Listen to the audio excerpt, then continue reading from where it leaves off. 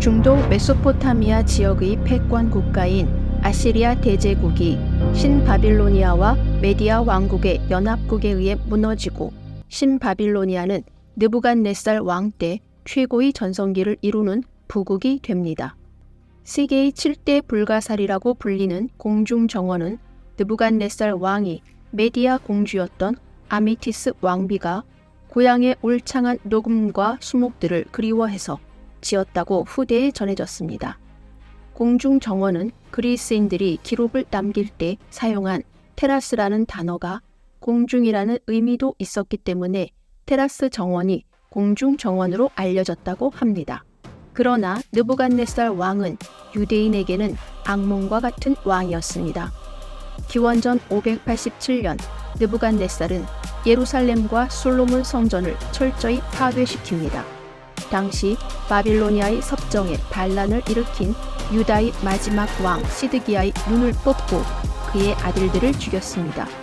유다는 완전히 멸망하며 유대인 인구 상당수는 바빌로니아로 유배됩니다. 다니엘서는 유다가 멸망하기 전인 기원전 597년에 바빌로니아가 예루살렘을 점령하고 유다 왕실과 엘리트층 일부를 바빌로니아로 끌고 간 시기입니다. 다니엘과 그의 친구들은 이때 끌려간 유다의 젊은 귀족들로 왕궁에서 봉사할 수 있도록 3년 동안 교육과 훈련을 받고 이들의 이름은 바빌로니아식 이름으로 바뀝니다. 이들에게는 왕의 식탁에서 매일 다양한 음식과 포도주가 제공되나 다니엘과 그의 친구들은 왕의 음식과 포도주 대신 야채와 빵으로 구성된 식단을 선택합니다. 이는 새로운 환경에 적응하는 동안에도 종교적 정체성을 잃지 않으려는 그들의 결의입니다. 참고로 코셔 율법이라고 알려진 유대교의 식습관 및 식품 규정은 성경의 레위기 11장, 레위기 17장, 레위기 19장과 신명기 14장에 기술되어 있습니다. 느부갓네살 왕은 통치 2년째 되는 해에 꿈을 꾸었는데 마음이 괴로워서 잠을 이룰 수 없었습니다. 그래서 왕은 마술사, 요술사, 마법사, 점성가들인 동방박사들을 불러서 자신이 꾼 꿈의 내용을 말하게 합니다. 그러자 그들은 세상에는 왕의 꿈을 볼 수 있는 사람이 아무도 없습니다. 어떤 왕도 이런 일을 우리에게 물은 적이 없습니다. 왕께서 물으신 것은 하늘의 신들 외에 그것을 왕께 보여줄 사람은 없습니다. 박사들은 결국 왕의 요구를 들어줄 수 없었고 지혜자 그룹에 속하는 다니엘과 그의 친구들을 포함한 모든 박사들을 처형하라는 칙령이 내려집니다. 다니엘은 하나님의 도움을 구하고 하나님은 다니엘에게 왕의 꿈의 내용과 그 해석을 환상으로 알려주십니다. 다니엘은 느부갓네살 왕에게 말합니다. 오직 은밀한 것들을 드러내시는 분은 하나님이십니다. 하나님께서 하늘에 계시니 그분께서 느부갓네살 왕께 장래일을 알려주셨습니다. 왕의 꿈, 곧 왕의 침상에서 머릿속에 나타난 환상은 이러합니다. 폐하 앞에 형상이 있는데 그 형상의 머리는 순금으로, 가슴과 팔은 은으로, 배와 허벅지는 청동으로, 다리는 철로, 발의 일부는 철로, 일부는 구운 진흙으로 만들었습니다. 다니엘이 왕의 꿈을 마치고 이어서 말합니다. 순금 머리는 왕의 왕국을 상징하며 은, 동, 철, 흙은 시간이 지남에 따라 힘이 감소하고 분열되는 왕국들을 나타냅니다. 느부갓네살 왕의 시대는 순금 시대라 하니 왕은 매우 흡족해합니다. 그리고 산에서 돌 하나가 나와 형상을 산산조각내고 돌은 큰 산이 되어 온 땅을 가득 채우는 것은 왕들의 시대가 끝나고 하나님께서는 결코 멸망하지 않을 하나님 왕국을 세우실 것이며 그 왕국 자체는 영원히 지속될 것임을 말하는 것입니다. 느부갓네살 왕은 말합니다. 네가 이 은밀한 것을 드러낼 수 있는 것을 보니 너희 하나님께서는 신들 중에 신이고 왕들 중에 주이시다.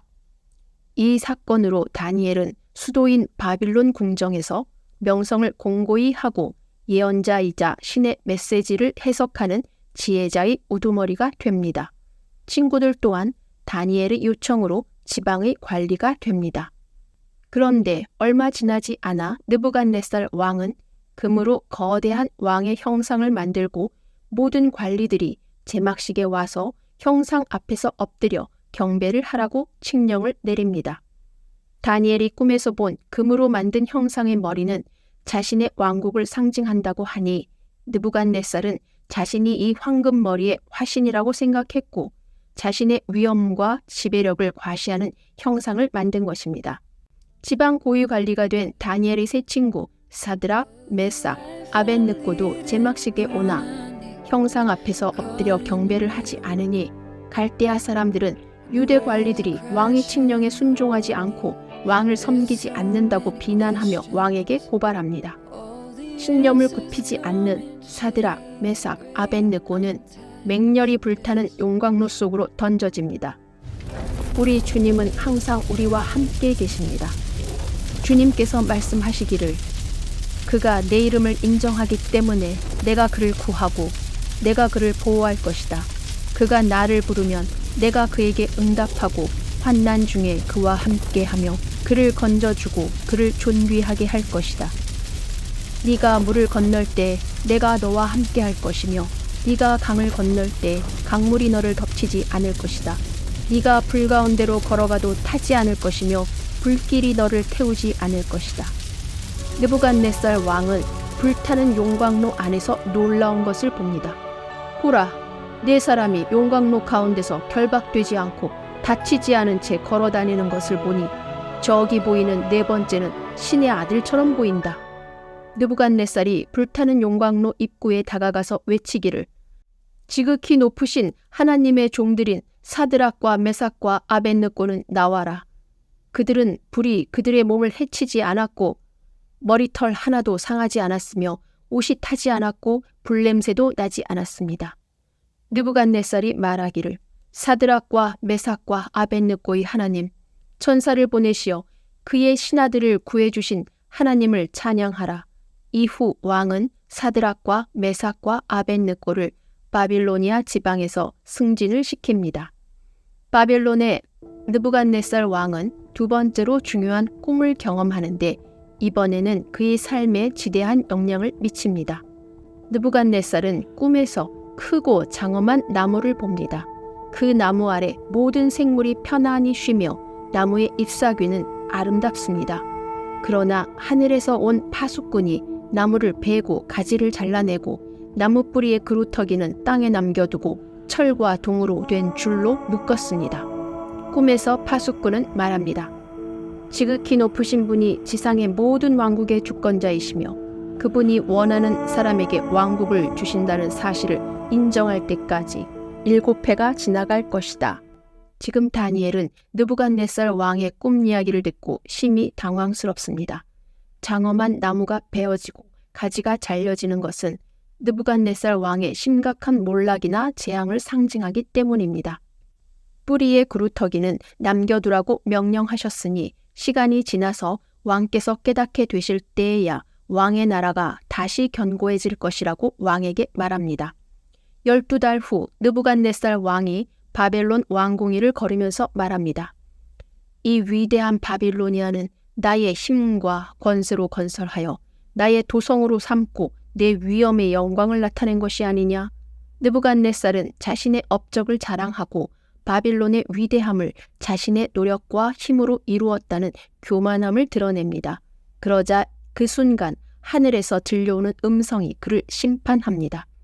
이후 느부갓네살이 광기에 휩싸여 하나님의 주권을 인정할 때까지 야생동물처럼 살게 됩니다. 7년의 정해진 시간이 지나자 느부갓네살은 이성을 회복하고 하나님의 위대하심을 깨닫고 자신의 모든 업적이 지극히 높으신 분이 통제와 허락 아래 있음을 겸손히 인정합니다. 느부갓네살은 43년이라는 오랜 기간 동안 재위하면서 바빌로니아의 황금기를 가져옵니다. 느부갓네살 왕 이후 벨사살 왕이 바빌로니아 왕국을 다스립니다. 벨사살은 느부갓네살이 예루살렘 성전에서 빼앗아온 성물들을 가져다 바빌로니아 신들을 찬양하는 데 사용하며 성대한 잔치를 열고 있었습니다. 잔치 중에 신비한 손이 나타나 궁전 벽에 글을 씁니다. 왕은 현자들에게 글을 해석해달라고 요청하지만 그들은 그렇게 할 수 없습니다. 벨사살의 어머니는 꿈과 환상을 해석하는 능력으로 유명한 다니엘을 부릅니다. 다니엘은 왕 앞에 끌려가 글자를 해석해 줍니다. 메네, 메네, 데겔, 우바르신이라는 메시지는 벨사살의 통치를 저울질한 결과 자격 미달로 그의 왕국이 메디아와 페르시아에 넘겨질 것이라고 말합니다. 벨사살 왕에게 다니엘이 바빌론이 멸망할 것이라고 경고한 날, 페르시아의 고레스 군대는 바빌론 성 주변에 운하를 파서 유프라테스 강의 물줄기를 바꾸자 강수위가 낮아졌고 고레스 군대는 강바닥을 통해 성에 쉽게 접근하여 기습적으로 공격합니다. 이날 메디아와 페르시아의 군대에 의해 벨사살 왕은 살해됩니다. 이로써 기원전 562년 느부갓네살이 사망한 지 약 23년 후인 기원전 539년 바빌론 도시는 함락되고 바빌로니아 제국은 막을 내립니다. 바빌로니아 멸망 후 메데 사람 다리우스 왕은 바빌로니아에서 고위 관리로 경험이 많은 다니엘을 왕국을 다스리는 3명의 총리 중 1명으로 임명합니다. 다니엘은 뛰어난 자질과 충성심으로 다른 고위 관리들의 질투를 불러일으킵니다. 다니엘을 약화시키려는 관리들은 다리우스 왕을 설득시켜 30일 동안 왕을 제외한 어떤 신이나 인간에게도 기도하는 것을 금지하는 칙령을 내립니다. 그러나 다니엘은 이전과 마찬가지로 하루에 3번씩 하나님께 기도합니다. 관리들은 다니엘의 행위를 적발하고 왕에게 알렸지만 왕은 괴로워하면서도 법령을 바꿀 수 없었습니다. 그 결과 다니엘은 사자굴에 던져집니다. 그러나 하나님께서 천사를 보내어 사자들의 입을 막으며 다니엘을 보호해 주십니다. 다음 날 아침 다니엘이 살아있는 것을 발견한 다리우스 왕은 기뻐하며 다니엘을 굴 밖으로 끌어내라고 명령합니다. 그 후 다리우스는 왕국의 모든 백성에게 하나님의 능력과 권위를 인정하고 다니엘의 하나님을 경외하라는 법령을 내립니다. 다니엘은 다리우스와 페르시아 사람 고레스가 통치하는 동안 형통합니다. 우리가 하나님 보시기에 좋았다면 하나님은 우리를 보호해 주시고 만사 형통하게 해 주십니다. 다윗의 기도가 생각나네요. 주께서 나와 함께 계시니 두려워하지 않으리라. 인간들이 내게 무슨 짓을 할 수 있겠습니까? 여호와께서 나의 빛이시며 나의 구원이시니 내가 누구를 두려워하리요? 여호와께서는 내 생명의 요새이시니 내가 누구를 두려워하리이까? 아멘. 감사합니다.